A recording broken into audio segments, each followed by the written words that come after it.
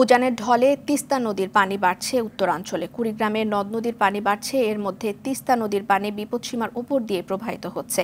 ভোর ৬টায় এই নদীর পানি কাউনিয়া পয়েন্টে বিপদসীমার ২৯ সেন্টিমিটার উপর দিয়ে প্রবাহিত হয়। এছাড়া দুধকুমার এবং ধরলা পানি বাড়ছে। তিস্তার পানি বাড়তে থাকায় নিম্নাঞ্চলে পানি ঢুকতে শুরু করেছে। রংপুর এবং নীলফামারীতেও পানি ঢুকতে নিম্নাঞ্চল প্লাবিত হওয়ার আশঙ্কা দেখা দিয়েছে। দর্শক, পানি বাড়ার বিষয়ে জানাতে সিরাজগঞ্জ থেকে সরাসরি যুক্ত হচ্ছেন সহকর্মী সাজিরুল ইসলাম সঞ্জয়। সঞ্জয়, উত্তরাঞ্চলে নদ নদীর পানি বাড়ছে, তো এ বিষয়ে আপনার কাছে কি তথ্য আছে হাতে?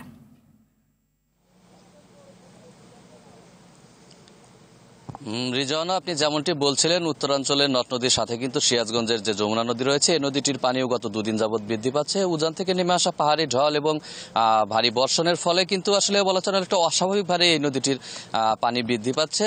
সর্বশেষ ২৪ ঘন্টায় সিরাজগঞ্জের কাজীপুর পয়েন্টে যমুনা নদীর পানি ৫৫ সেন্টিমিটার এবং সিরাজগঞ্জ শহররক্ষা বাঁধ পয়েন্টে যমুনা নদীর পানি ৩৫ সেন্টিমিটার বৃদ্ধি পেয়েছে। এই মুহূর্তে কিন্তু এই পয়েন্টটিতে যমুনা নদীর পানি বিপদসীমার ২.৯৫ মিটার নিচ দিয়ে প্রবাহিত হচ্ছে। তো আসলে এই যে অস্বাভাবিক হারে পানি বৃদ্ধির ফলে কিন্তু সিরাজগঞ্জের যে যমুনা নদীর চরাঞ্চল এবং নিম্নাঞ্চল রয়েছে, সেগুলোতে কিন্তু একটি বন্যা আতঙ্ক দেখা দিয়েছে। আমি যদি আপনাদেরকে একটু জানিয়ে রাখতে চাই যে সর্বশেষ গত জুলাইয়ে যে বন্যাটি উত্তরাঞ্চলে হয়ে গেছে, সেই বন্যায় কিন্তু সিরাজগঞ্জের যে যমুনা নদী তীরবর্তী ৫টি উপজেলা রয়েছে, এই ৫টি উপজেলার প্রায় ৩৮টি ইউনিয়ন কিন্তু ক্ষতিগ্রস্ত হয়েছিল। যে ইউনিয়ন এলাকাগুলোর কিন্তু প্রায় লক্ষাধিক মানুষ ক্ষতিগ্রস্ত হয়েছে। পাশাপাশি কৃষি, তাঁত এবং মৎস্য শিল্পেরও কিন্তু একটি ভয়াবহ বিপর্যয়ের মুখে পড়েছিল। তো এবারে যে অস্বাভাবিক হারে পানি বৃদ্ধি পেতে শুরু করেছে, এই বৃদ্ধির ফলে কিন্তু আসলে যমুনা নদী তীরবর্তী মানুষের একটি আতঙ্কের মধ্যে দিন কাটাচ্ছে।